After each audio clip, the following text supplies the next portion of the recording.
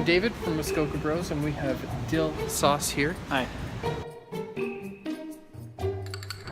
And where are we today, Dylan?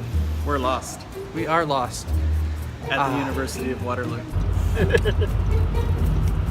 Had a hard time finding parking, Yep, to say the least. drove on a lot of curbs. We are a little old to be doing what we were doing around this place. Driving around, singing along to Hannah Montana. We almost hit some geese, Nobody's perfect. and so we almost hit some geese, so that wouldn't be very outdoor Friendly? friendly of Unless us. it was goose season. That is true. We could have had some Christmas goose. Christmas goose. Anyway, so we're trying to find Theater H. I don't know. We'll see if we ever get there. Matt and Kat are well ahead of us, and they decided to, I guess, park the right way. Yep, losers. All right, more to come.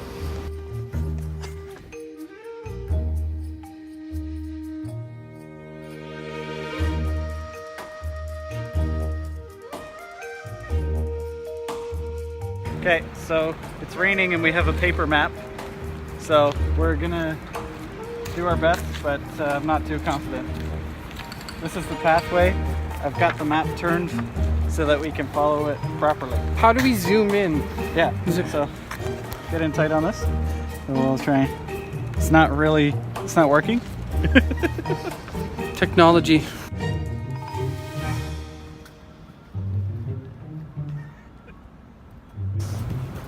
We're gonna walk straight for a while until we get to the end of. We have to cross under two bridges.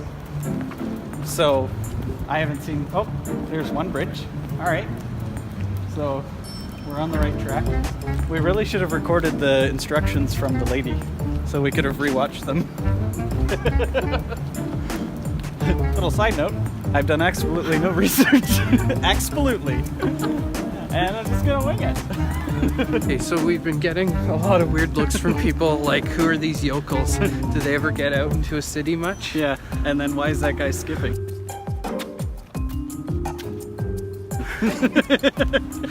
I was wondering that myself, and I was like, why am I recording that?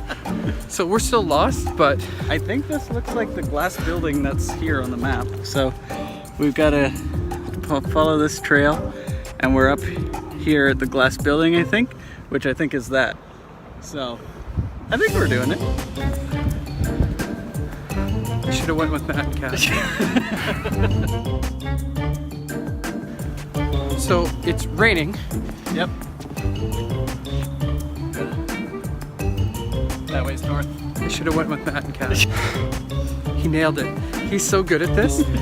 We're sharpening our orienteering skills. We are not in the bush right now, but we are in the urban jungle. Yes, the concrete city. I didn't think I'd be out in the cold this long, so wearing a jean jacket, not the smartest move. Yeah, I got my fleece coat liner with my fleece lined pants, so pretty warm. Oh, Is that Matt? oh, there's Matt. We got Matt. How you doing? Good. We got a map, so. Yeah. So what are you guys doing here? Oh, well, we decided, you know, let's go to Waterloo University and get lost for 6 minutes. 6 minutes. I get it. I thought we'd film. Yeah. So we finally found Matt and try to get all of us in here. Anyway, so we're here at the Waterloo University out in the cold, wet rain and snow and sleet. Yeah, true story. And so this is the second annual Winter Symposium, Ontario Winter Symposium. Matt, you came here last year. What was your impressions of last year? For being the first annual, it was very well organized, so I'm expecting a lot this weekend for sure, or today. It's what got us fired up about camping in the winter, and we thought maybe we could go just to the shoulder seasons, but turns out you can camp in the winter and people do it. Dylan, Yeah. are you excited? You haven't been. I haven't been either. Yeah. So I'm gonna learn how to build a snow fort, sleep in it. I love it. And I'm gonna now tell people that I went to school at Waterloo University now. Yeah. Yeah. Winter camping. Alumnus Yeah. right here. Alum. Yeah. Where's my hat? It's actually alumna. That's what I said. Yeah. No, you didn't. All right. So, actually alumni, but No, it's actually Greek. All right. More to come inside.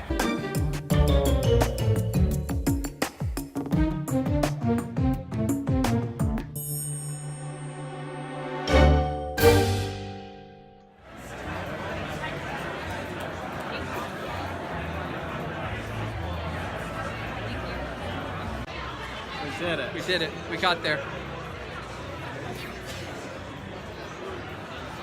Yeah. Just got to get in there. Sometimes you do. Here, Christina Sherman, Camper Christina's. We are here as a symposium to both promote longtime speakers, names that you will recognize. I know at our first symposium, many of you appreciated the presentations by David Lee and Kevin Callan and Jim Baird. Kevin Callan, ladies and gentlemen, right there. Who let him in here?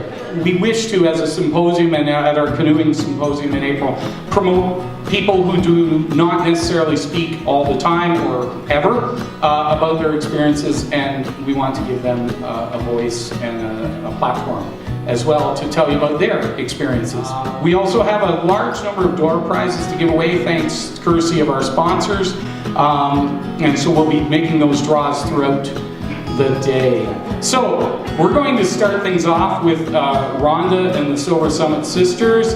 They came to last year's symposium and they apparently were inspired by what they heard, and in fact inspired to undertake a bit of an adventure, something that I know I would hesitate to even try, and so I have every bit of admiration for you for taking it on. Rhonda and the Silver Summit Sisters are going to start us off. Come on up here. Let's give them a hand.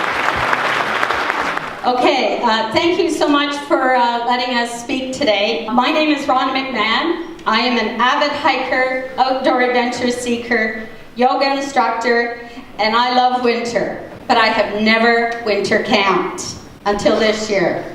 Okay, I think my love of winter began back in 19 year, and my mom tells me that they used to put the prams outside so that it would boost the child's immune system. Personally, I think she just didn't want to hear me crying. I definitely fell in love with winter, and that never ever changed. I love winter, and I've lost a lot of friends over my love of winter. That's why I love being in this room, because you all love winter, and most of my friends have moved south or go away for the winter. I love it so much that last year I hiked the Bruce Trail, and almost 200 kilometers of that was done in the winter. I've done the polar bear dip down at Lake Ontario, and a few years back my sisters got me a day with a trapper in northern Ontario where we followed the beaver trap lines and actually harvested a beaver, but that's for another story.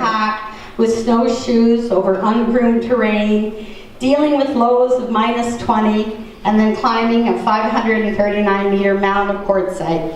Silver Peak is definitely a lot more ambitious. We were going to try a new route and access Silver Peak from the southeast. Like any of us had any idea what that meant. We were in the middle of nowhere, surrounded by white. I should mention that we were following a route, and I use that term loosely, as the crow flies. It does not always translate into actual hiking terrain, does it, ladies or David? Even with our light day packs, we would push on. We thought we would make great time. For more than 4 hours, we bushwhacked our way to the peak, breaking through deep snow, steep climbs, thick bush, gnarly descents, wet feet, log-over creek crossings, broken poles, slot canyons, you name it, we got it. We were on all fours at times. But now I can't turn the page. Okay, oh yes, and sliding down on our bums, slipping, sliding, falling, and we even had a minor flesh wound. Well, at one point, David mentions to me that this is the most technical route that he has ever taken a group on. What the hell? Like, David, we're novices. Oh, nonetheless. This amazing group of women rose to the challenge, and we supported one another every step of the way. There was no drama, no egos, no competition. It was pure support for one another with our trusty guide alongside of us. Had I had the energy, I may have pushed him off that bridge.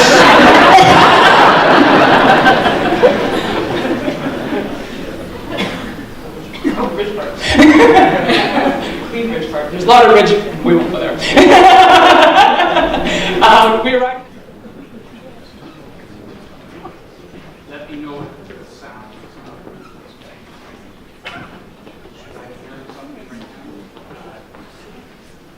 Is that a tiara for me? It is a tiara.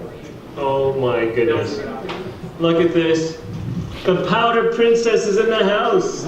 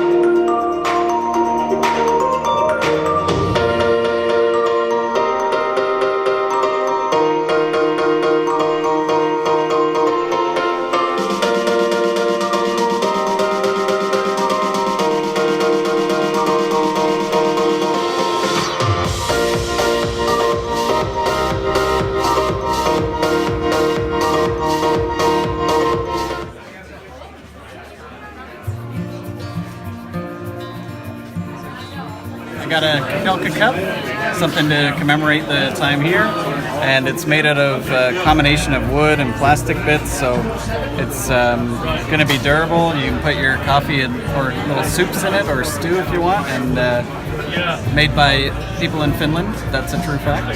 So yeah, Made by the Finnish. yeah, made by the Finnish. I forget where I got it. At the Outdoor Winter Camping Symposium 2018. Hashtag.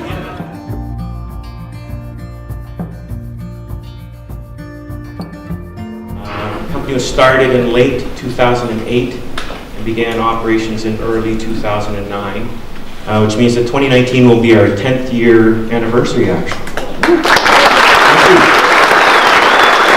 Thank you. I'm very proud of that, but I do owe that to my customers, to my wonderful customers who have really supported the business over the last decade, and to also my staff. I have great staff working for me, and I really could not have done it without them, or all of you, so thank you very much for that. It has been great over the last few years to see the burgeoning activity of winter camping. This was not something that was really in the forefront even 5 years ago, I would say. It's been in the last 3-4 years where this has started to come about. And that's been great. I mean, such that here we are at the second year of the Winter Camping Symposium. So it's just been amazing. So, I mean, hats off to David Bain and all the volunteers who made this happen. It's really a wonderful thing for all of us, I think. So I've expanded my subject matter here to include kind of all things winter camping. We have here the definition of maintenance, which frankly is kind of boring and does not really shed any light on anything that I want to talk about. Instead, what I would like to do is to ponder the philosophy of maintenance. In this context, maintenance is the act of caring for an object such that the object can more fully, through its designed purpose, care for you. So there is a symbiosis, there's a relationship between you and the object, between you and the design, production, and the materials of the objects that you utilize. So to honor these things and to care for them bestows reliability and beauty on the object, and peace of mind and satisfaction for you when you use it. Maintain tools provide a platform for some of the most amazing outdoor experiences, and that's where the real value lies. I'm talking about maintaining tools that facilitate things like cutting firewood, or splitting firewood, having a heated tent, having a stove, having some beef stew at the end of the day, on your stove, in your tent. First thing I would like to talk about, first piece of gear, is a piece of gear that bookends every trip.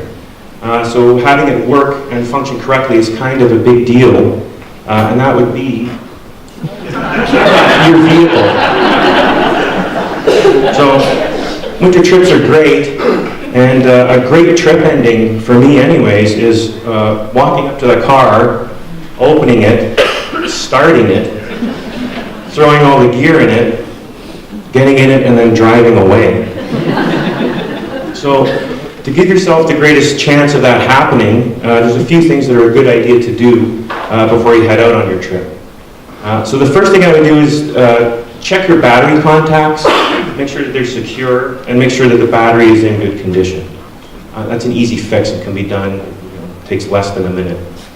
Other things I would do is to ensure that the coolant level and your oil level are full as well before you head out. Another thing is to make sure that your gas tank is full. So condensation can form in your gas tank when it's not full, and that ice can clog your fuel lines and can cause basically your car not to start. So keeping a full tank helps keep moisture out, and then that leaves you less open to pacing around trying to get a cell signal or trying to get someone to come and give you a hand with the car when it won't start. The other thing that's not a bad idea, if it's within your budget, is some roadside assistance, so that if things do go wrong or you find yourself stuck or it's like plowed in, as this vehicle is, you've got somebody to call that can come and give you a hand. All right, so anyways, after you've reached to where you are going, if it has been snowing a lot, you're going to want to reach for these, which are your snowshoes.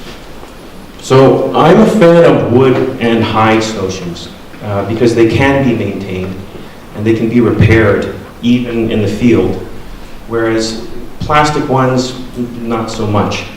I do find too that traditional snowshoes offer better flotation than smaller sized shoes. I will say though, probably the only time in my opinion where the smaller plastic ones beat traditionals is if you are, probably in the case of David Lee and the ladies, if you're climbing up icy inclines, it's nice to have the extra grip that more modern snowshoes afford you. But other than that, like I say, I'm a fan of traditional snowshoes. Maintenance involves basically just re-varnishing your shoes. And why varnish them in the first place? By varnishing, it keeps the babiche, or the hide here, taut and dry and coated. So it's less likely to get soft and spongy. It's not such an issue in the middle of February, but early spring when things get kind of wet and soppy, without varnish on the babiche, you can kind of get something like a chew toy you gave the dog in the backyard. Just much more open to damage, getting torn or ripped and stuff when it's in that condition. Now, traditionally, snowshoes were not varnished. The First Nations did not varnish their snowshoes. And it was the First Nations who gifted the world with snowshoes. And as an aside, they gifted the world with the toboggan as well. We actually ran a canoe making course a few years ago where we had Pinnock Smith from the Algonquin First Nation come and show us that. So he brought some other stuff that he does, which included snowshoes and this toboggan, which I thought was amazing. And I found myself in the position actually of having to explain what a toboggan is to Norwegians and Swedes that come and visit Canada, because it's not actually something they grow up with. They tend to grow up with skis in Scandinavia. So, yeah, I once explained to a 35-year-old Norwegian man what exactly a toboggan was and its function and purpose, which is kind of interesting. But anyways, back to snowshoes. So, you want to use spar varnish when you're doing your snowshoes. So, spar varnish was originally developed for coating the spars of sailing ships. Now, what is a spar? No need for questions in the 21st century. So basically it's the poles in sailboats' riggings, so the mast, any of the poles, those are spars. Back to snowshoes. So you want to use spar urethane and the water-based spar urethane. The reason you don't want to use oil, it's not that mission critical. If you're doing things like canoes or boats, then oil-based varnishes, they have greater strength, more flexibility, when it's a little more mission critical. For snowshoes, at one point, that's the only material people had for handles, but why does it make sense to be using wood in the 21st century when there's other options? With any material that gets put into a product, there's a series of trade-offs that you have to consider. So specifically with knives and axes, there's things like handle strength, the shock characteristics, with axes especially, the durability, the cost, the environmental impact in both making that product at the beginning of its life and then end of life issues, how to dispose of it. So wood is, I think, a great choice for these because it offers a few things. So it offers very good material strength. It's not the strongest material for an axe handle. It's bested by fiberglass. It's no slouch. I mean, a hickory handle can withstand 3,000 pounds of pressure before it cracks or breaks. So it's very good material strength with wood. In this case, hickory as far as axes go. You can use wood handles with your bare hands. So you're tactically connected to that. Other things like fiberglass, you have to wear gloves. There's a certain being in touch with the tool when you use it by using wood. It's almost intimate, I would say, in terms of how you handle that tool. It has very good shock absorbing characteristics. Again, we're talking primarily about axes here. Wood fully biodegrades. So for me, like, that's huge. The fact that you put that thing in the ground and you come back 50 years and there's nothing left, no residues, no nothing, that's a big one. Wood can also be replenished. And it's just a wonderful aesthetic when it's properly maintained. There's something about, oiled wood handles that, I don't know, for me it's just, it's a special thing. It's a special thing. So I'm going to talk primarily about axes. The techniques I'm talking about do apply to knives as well. If you're interested, there is a video on our website. If you go to the website, at the bottom right, there's a how-to section. So that has a little bit of video specifically on how to treat knives. But for the purposes of this talk, I was just going to focus on axes. So this, I should have put that up earlier. This is Bobby's axe. I've had the good fortune to meet a lot of different types of people and a lot of different types of customers with the store. I mean, there's a lot of reasons why people will be outside. Bobby is an axe enthusiast and kind of an axe collector, I would say. The handle in this pick was not dark initially when he bought it. It was actually blonde. So hickory handles, the color can vary from very, very white to actually very dark, depending on whether it's heartwood or sapwood, where they've gotten the wood from. Some handles actually will have half and half, like half blonde, half dark, which I find those very attractive handles, actually. And it has been, I get a lot of people asking about, people requesting, can you please make sure it's a heartwood handle or a sapwood handle? So scientific studies, and there's been 2 of them by the U.S. Forestry Service, has determined that there's no difference in terms of axe handles on whether you have heartwood or sapwood for your hand. There's one done in the 1930s and another one done in the late 50s, and they both came to the same conclusion: there's no functional difference when it comes to axe handles.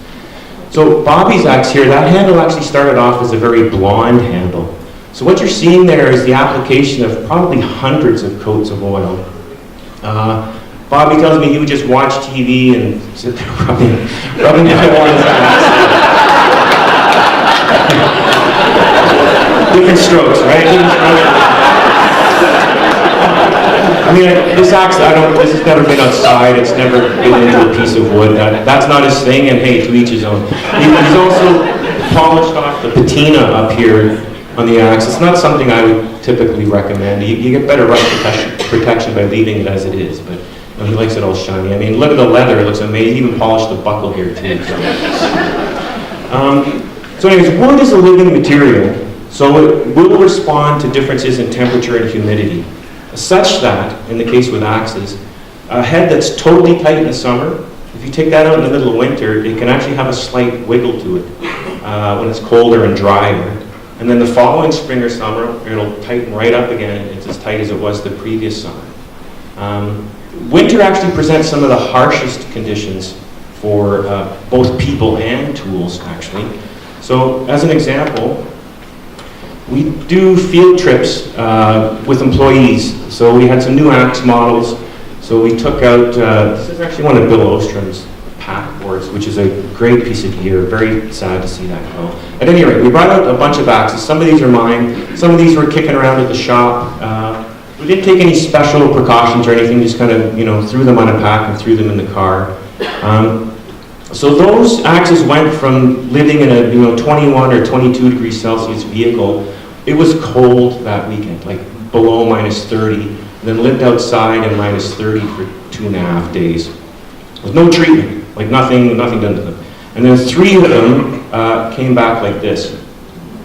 So you can see here, but that head is shifted up on the handle here down by the lug. So the handles had loosened up.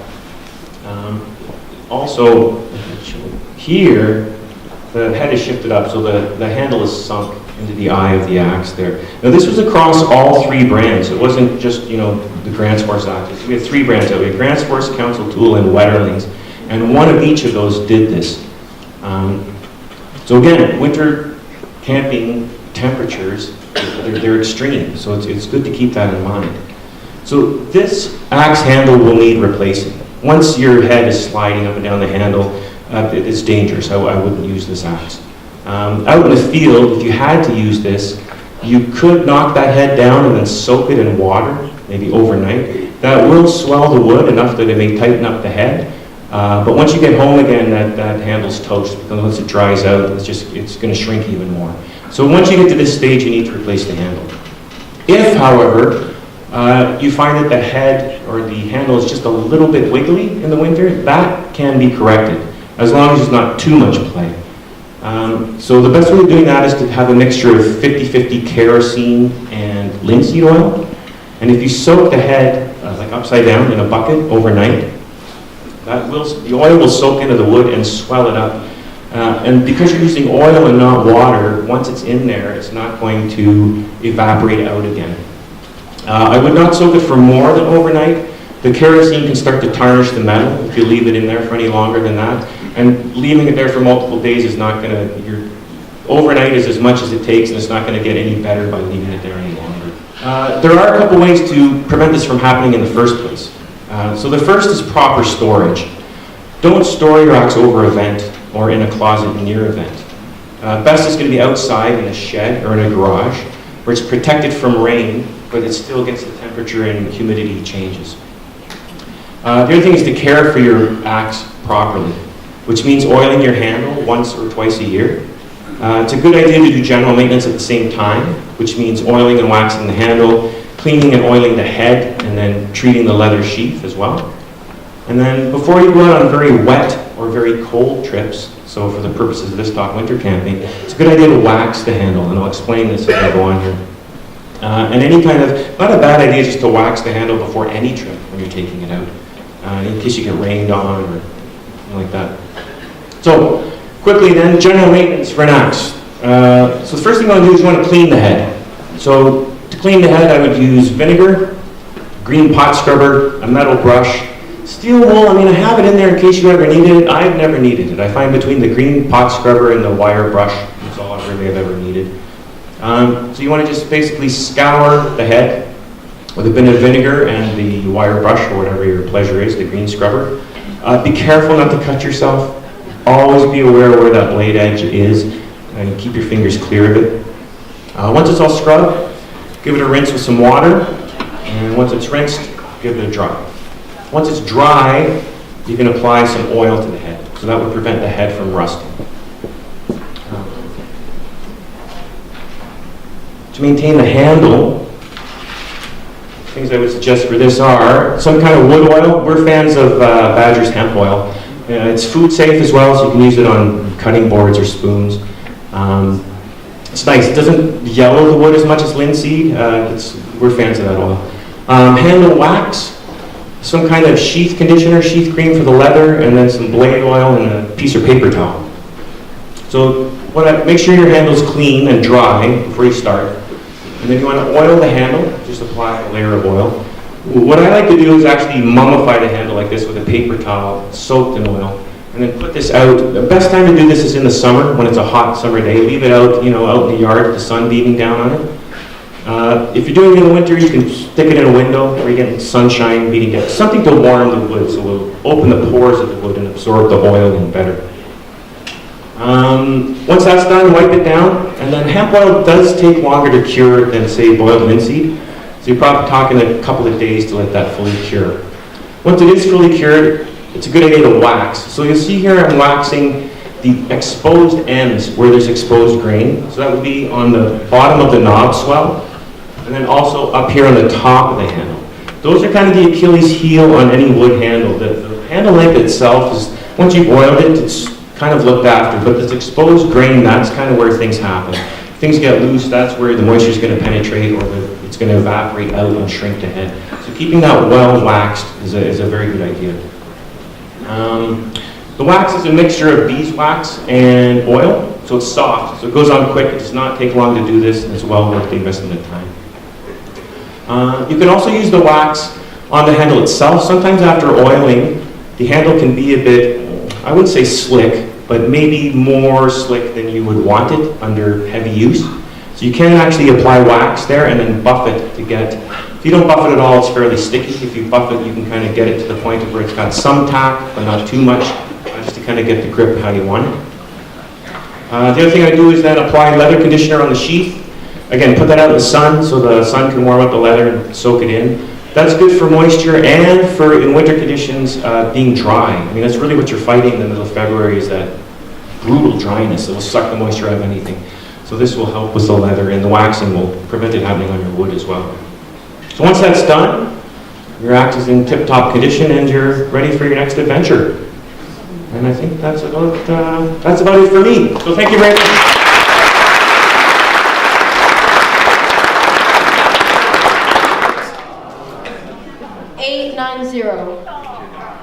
Susan, where are you? We got it. We have a winner. Do you want to run that over to our winner? I'll take a ticket. Christina is here to talk to us about designing and building your own content. Camper Christina, let's make her feel welcome. Good morning, everyone. My name is Christina. I'm also known as Camper Christina. I'm really happy to be here today, and big thanks to David Bain for creating this event. What a great place for everyone to get together and talk about winter camping. In 2015, I started a blog called camperchristina.com, and the reason for that was because I entered a contest that was held by Woods Canada earlier that year to find 2 woods explorers to explore the Trans-Canada Trail and get paid $20,000 for 5 months. Now, I obviously didn't win the contest, but I thought, you know what, I don't need to win a contest to follow my passion and do what I love to do. So I started the blog for a few reasons. One was to inspire other people, to hold myself accountable and make sure that I was living the dreams that I wanted to live. And I'm proud to say that I posted a blog post every single week for over 3 years now. Haven't missed one. So in November, I started realizing that my blog posts were starting to look more like Hiker Christina, not Camper Christina. And that was something that worried me. Winter was coming, and I thought, what am I going to do? How am I going to get outside and adventure and explore and camp when I hate the cold, the snow? So in November of 2015, I built my first teepee hot tent. And this hot tent I made by myself. Well, I made with the help of my dad, but it has 9 steel poles that are 10 feet long. It's made with 2 packages of painter's drop cloth, canvas, and there's a wooden ring that holds it all together. Now, the original teepee actually had a fire in it, and that was really hard to maintain with the smoke. I got a lot of suggestions from people on social media, but I just couldn't hack it. So in March, I bought a stove from Princess Auto, and it was just a $99 special. I was actually told about it by Dwayne Sontag from the Camping Family. And the little stove was great, and I finally went on my very first trip camping in the teepee with the stove and staying overnight. It took me all those months to actually get the confidence to stay overnight because I was scared of being cold.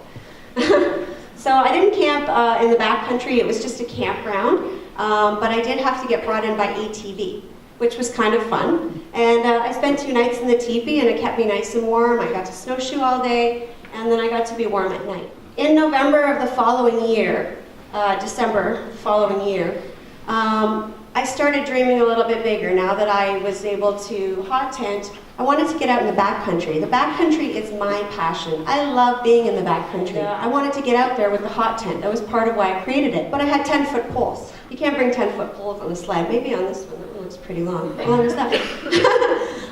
So what I did was I talked to my dad, and we figured out a way to cut the poles in half. And we put a plastic insert in there, and then the top pole could just slide onto the bottom pole. And it worked. And I thought, okay, I'm on my way. I've got a 5-foot sled. I can put the poles on it. This might work. So I also revised the teepee at that time, added a little bit of flair to it. But I got some plastic coated canvas. Now, one of the problems that I was having with the teepee, with the canvas, is that the snow would melt, and it would melt right into the canvas. And then I would have these big chunks of snow and ice that were stuck.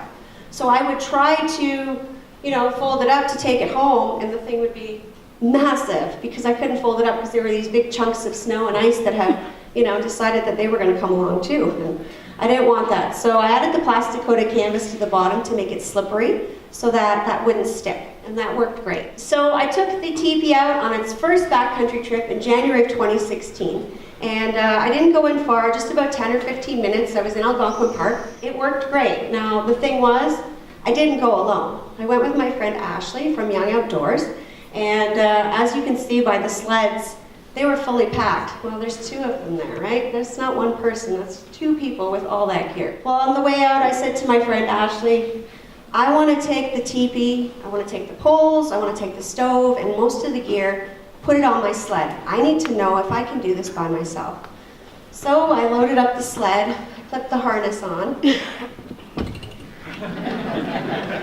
It's kind of like that girl in Titanic. It was pretty much like this, and nothing moved. So I gave it a little run, and I did make it out by myself, but my heart broke a little bit that day because I knew that there was no way that I was going to be able to backcountry camp with this teepee by myself unless I made 2 trips. So I had to figure something out. So I made a plan.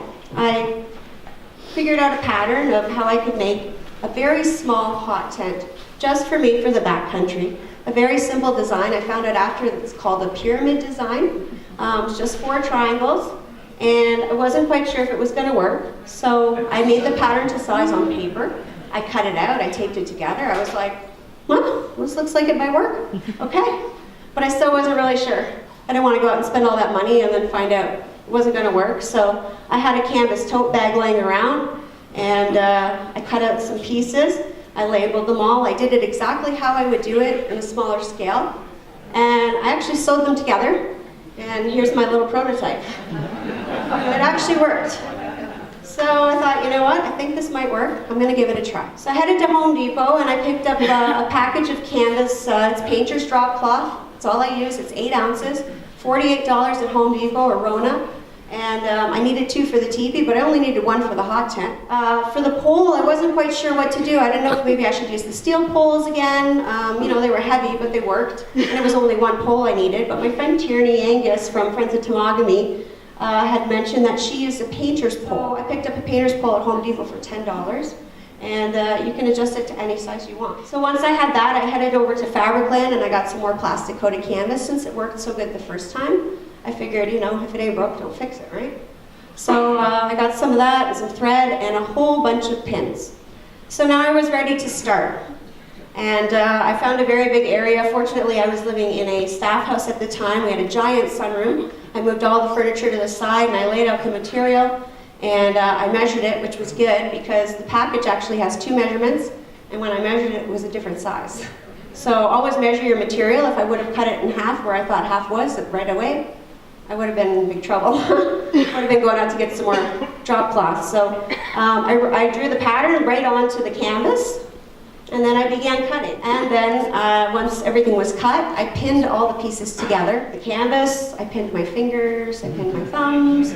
I pinned the canvas to the rug, so when I went to pick it up, it was stuck to it, but everything was where it was supposed to be, so that was good. So once I pinned everything together, I added the plastic coated canvas to the bottom. And then it was time to sew, and there was lots and lots of sewing. So it was very easy to sew. I did a double seam for all the stitches, and then I did what I call or what people call a zigzag stitch. If you know sewing, you know what that is. I created some loops. I put 1 in each corner, and then I put a couple on the side, so each side had 5 loops, just in case I needed to stake it down or couldn't tie it down where I wanted to. There was lots of options. And the tent wasn't really close to being done yet, but because I had the loops in, I could try it to see if it was going to stand up. So I took it out in the sunroom once again. It was a really crappy day out. It was snowing and raining at the same time. I didn't want to get the canvas dirty. So I set it up in the sunroom. I put some ropes on all the corners, and you know, stuck one under a fountain, stuck one under the first aid kit, stuck one under a bear, and put the pole in it, and it stood up. I couldn't believe it. I couldn't believe that this thing was actually going to work. I was pretty amazed, but I still had a lot of work to do. I actually only did the easy part. I took the tent outside the next day. I was waiting for some things to come that Canada Post lost. Imagine that. And so I took the tent outside to set it up. And I've actually just put this video on double time just so you guys wouldn't be too bored, but it took me less than 3 minutes to set it up the first time.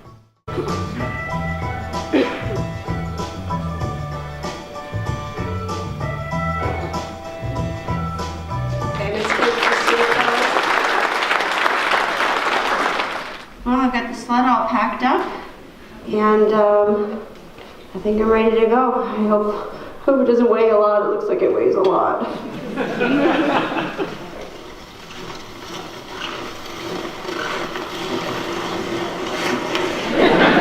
But I was warm in my tent, and it did the job. It did what I made it for, and I'm really proud of myself. If you would have told me 5 years ago that I would be out in the middle of nowhere, camping in the snow in winter, I would have told you were off your rocker. But I'm doing it, and you know, it just goes to show you with a little creativity, you know, getting some advice from people, social media, you guys know who you are. A lot of people have put in a lot of input. You know, random strangers send me messages telling me tips on how to sew things, and it's been wonderful. The community in the winter really rallies around. I mean, the summer does too, but in the winter especially, you know, there's always people that got your back, and it's great. So there's my tent, and if you'd like to take a look at it, it's here set up in the foyer. If you want to come over and take a peek, and if you have any questions, I'll do my best to answer them. That's about it. So I hope you guys enjoy the rest of the show. There's some great speakers coming up this afternoon.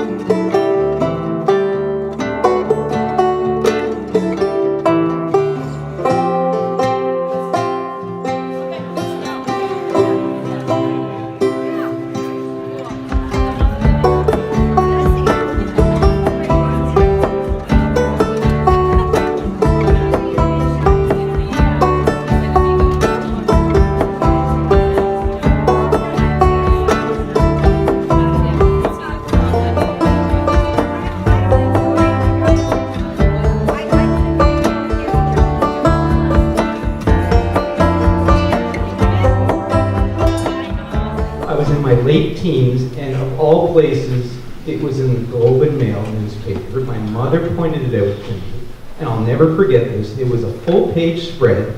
It was either in the science section or the outdoors section, and it was the single best article I've ever read on winter clothing. And this was in the dawn of the space age materials, the first generation Gore-Tex and things like that. And this was an article saying, guess what? None of these shells vent moisture. So even back then, and this article was about the best clothing that you can have for the most comfort, for the most diversity activities is fur. The moisture will move through your body and it'll frost up in the fur, but you can shake fur out. In lieu of fur, cotton shells, wool trousers, and wool. I went to the local old-fashioned menswear store in Kingston, Ontario, where I lived at the time, and they had, back in the dusty corner, they had heavy wool trousers made by Coquette, and I bought a pair, and it changed everything. I'll never forget this article. And influences from the literature, stuff I never learned in school. one of the single greatest adventure stories in Canada. Samuel Hearne's and Matanabe's epic journey from Fort Prince of Wales to the Arctic Ocean. Fort Prince of Wales, now Churchill, Manitoba. And I read the original journal, and this is a famous wood carving engraving of Samuel Hearne, and you can see, as your pointer on this, the detail in these drawings, that's the tripod for his sextant, and he made a map of the North that stood for decades before it was updated. And this literature and these drawings, there's remarkable detail there that I won't go in. So I ate this stuff up and got knowledge from history. And I think on a test in high school somewhere, there was a multiple choice of explorers of Canada, David Thompson, and I really didn't learn about him until after.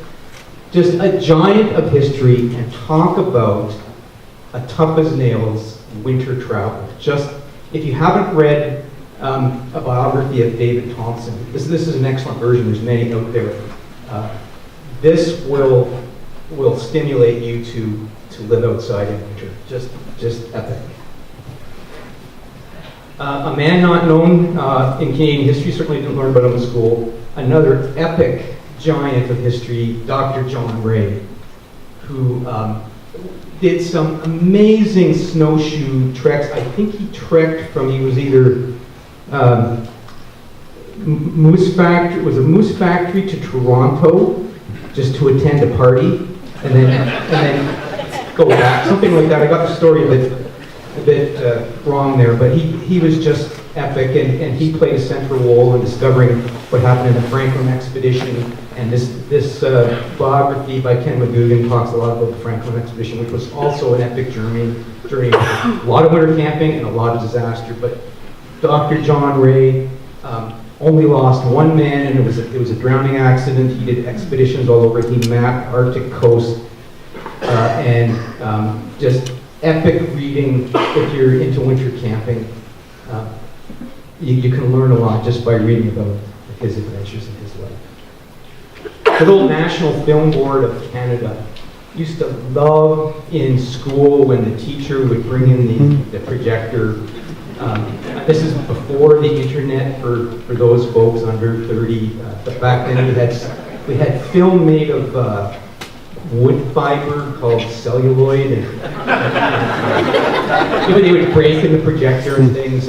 But we're very fortunate now online on the NFB website. Many of you will know that you can download and watch for free really amazing documentary films from the 1950s and the 60s. The Crees of Mistassini come to mind, where there's a lot of winter living, and you can learn a lot and get inspired by those films.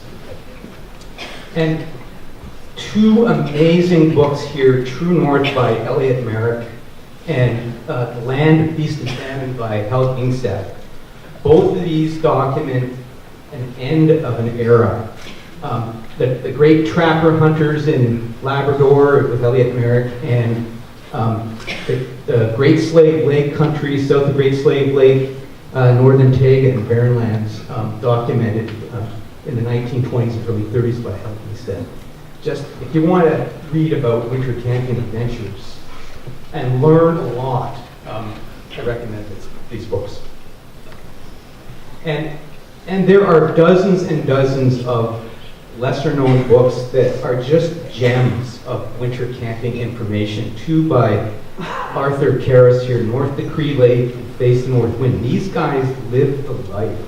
And I just eat up these books and get even more inspired to go winter camping. So this is all in my development of doing what I like to do. And I discovered this standard really late in my life. This is the famous Calvin Rustin Paradise Below Zero, a classic guide to winter camping. So this is, for a lot of my American friends that I see at the Minnesota Winter Camping Symposium, this was their introduction, and is still a classic and a go-to. It's dated, but it's got a lot of the standard stuff in it.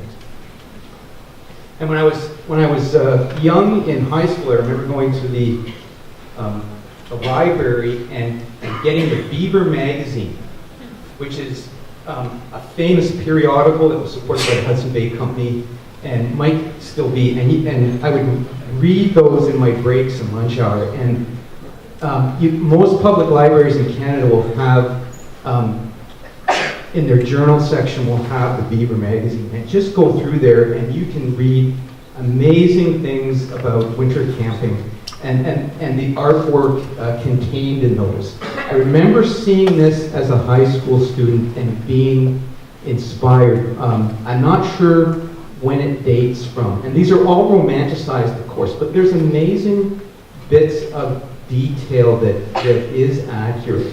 Like the garters on their leggings to keep the snow out. And this dog harness with the round collars is actually accurate for that, and that's old Fort Prince of Wales, now Churchill. So although they're romanticized, there's a lot of accuracy in here. For a young boy and a young man, this just stimulated my imagination. And online now, you can look at archival photos and find amazing things and look for the details. And I do this in my spare time, and I've learned quite a bit just by looking at the photos, and I'm going to show you a bunch of them. I'm going to have to go quick here because I got too many slides and not much time. Just little details of how the ridge pole fits through these openings, which are not like the snow trekker vent holes. They're actually, they're vent holes, but they're plugged, they're made for a ridge pole. It's a very interesting design. And the snowshoes. I'm going to talk a lot about snowshoes and what I've learned so far, and I'm changing my mind about snowshoes. This is mudding the runners. Before plastics, they would gather special mud and mix it with water and freeze them to the runners, and they'd have to be maintained. Going through these archival photos, pay special attention to the types of clothing. Now that's a zipper which came in fairly recently in history, and that's probably a store-bought garment, but many of the items it's got moccasins on or mucklucks. Many of them are handmade. I look at the little wee snowshoes in the stores today, and the little wee sleds. They had big snowshoes back in the day, and they had big toboggans back in the day. Now these are probably dog hauling toboggans. Look at the snowshoes, and they're up there because of dogs. Dogs will chew them up. So just neat little details that you can pick out of these archival photos. Big toboggans, big snowshoes, big saws. Look at the grab handle on that saw there. I think that's a 36-inch blade.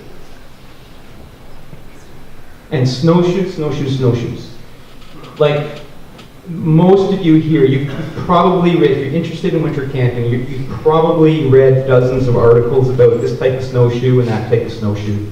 And after reading 100 or so articles, they become repetitive. And I think many of these authors, just in outdoor magazines, are probably mining some of the original documentation. This is from 1916, famous sketches by Jeffries, and there's a website dedicated to his work. And if you think you know about snowshoes, I'm just discovering the diversity of snowshoes. What I thought I knew about snowshoes, I'm realizing I know next to nothing. There is just incredible variety and shapes, all designed for particular functions. So what I thought I knew about snowshoes, I'm realizing now I don't know. And what's also I find really amazing is the fine weave of the babiche. This is very typical when you look at those old photographs of the real thing by people that weren't recreating, they were actually living and making a living. And there's something to this fine weave of babiche that is functional. It's not just decorative. And we certainly don't have that. Imagine the labor. Earlier we heard about the loss of the skills of being able to weave the Babisha snowshoes from, I guess that was from Tim. Just imagine the labor that goes into this and what that would cost as a commercial product. But that's the real thing, and of course, very small holes for the toes of moccasins and mucklucks, not big rubber pack boots. And obscure books like this by Paul Provencher, who's a famous ethnographer from Quebec. This is just an obscure little book that I ran into, but there's a website dedicated to his work where you can download the photos. There's a person hauling a runnard sled, so as soon as you see a runnard sled in deep snow, you know they're on a packed, well-used trail. Because if it wasn't packed, that sled is too heavy for a human to haul with runners.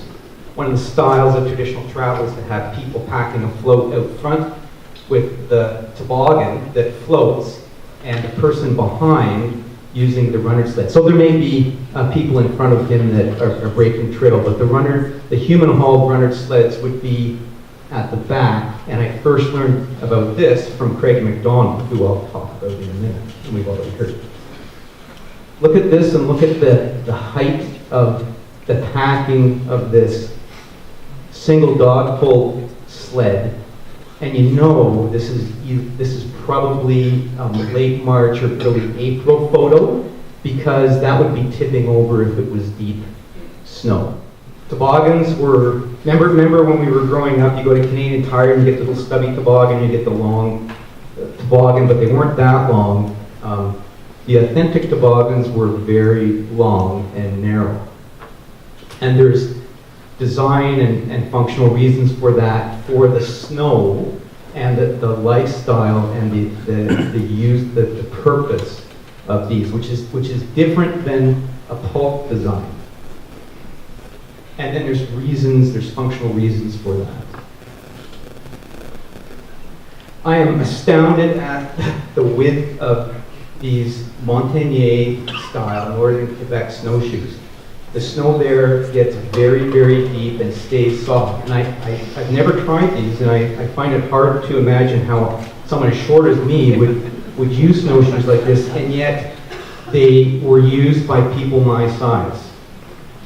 I know what I think I know about snowshoes. I'm realizing I don't know very much.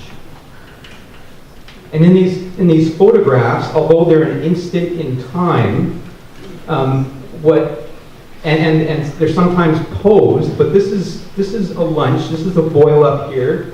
We got the pot with bail handle. I'll talk about bail handles later, about lessons I've learned. But there's a sense of ease in being at home just for a lunch break. You chop a couple balsam trees or spruce trees.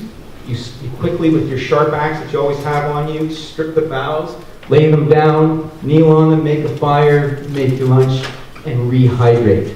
And maybe rehydrate the dogs if you're traveling with dogs. But just normalcy. Just being at home. That's what that picture tells me. And the tents. Oh, the tents.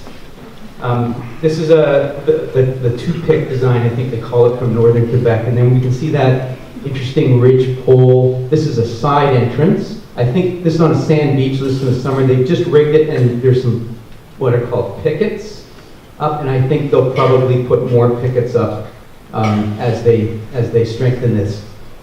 But just an infinite ideas for tent design, and there's no right or wrong tent design. They all work for the purposes they're designed. And neat stuff about stove jacks. I've never seen anything like that. It looks like a homemade wired curly-Q type thing that where the pipe can move, but it just stays off the canvas. Really, really neat from these photos. We heard in the last presentation about one of our living legends, Craig MacDonald, who I discovered early on, and I bought his manuscripts. If you're just starting out, I would recommend getting in touch with Craig MacDonald. I've lost track of his address, but I think he's still selling his manuscripts. To my knowledge, he hasn't gotten published in a book yet. But everything started coming together. I was inspired by the literature, I was inspired by the historical photos, but the meat of how to actually do stuff, I learned first from Craig MacDonald's writings. And this is off his famous commodity map, which I'm sure many people in the room are aware of. And all his stories about these green routes, which are the winter routes that were more advantageous to use compared to the open water canoe routes, which Ryan and Buck talked about. I also got a hand-sketched map from Craig MacDonald years ago where he drew arrows on maps up in the Wabakini area.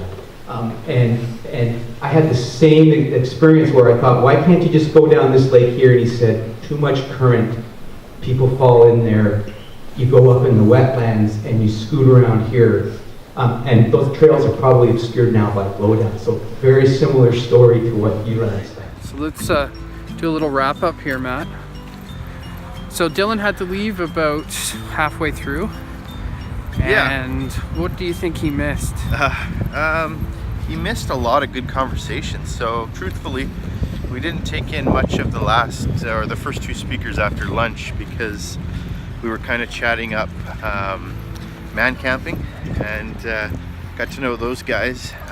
They're not too different from us, you know, a couple guys that are you know, putting their passion you know, into social media, and so that was cool. And the guys from KIHD Stoves, and chatted up those guys. They actually remembered us from the Outdoor Adventure show. No big deal. So 50. so yeah, and then we finished up with Glenn, who was talking about preparedness and safety tips, and you can't have too many of those. So all in all, for a second year event, it just seems to be, to me, gaining speed, and the door prizes, like, it never seemed to end. So that's cool. We didn't win anything, but that's not why we were here. That's solely why. Yeah. Yeah, that's the only reason. We don't even camp. So, but yeah, it's been an interesting day. Sometimes you got to get in there to learn how to get out there. Yeah, exactly. Very well put. Yeah. Sometimes you just got to get in there. My sister, she's just rolled her eyes to the moon there. That's okay. She's got a lot to learn. Yeah. All right, so from Waterloo University, my alma mater,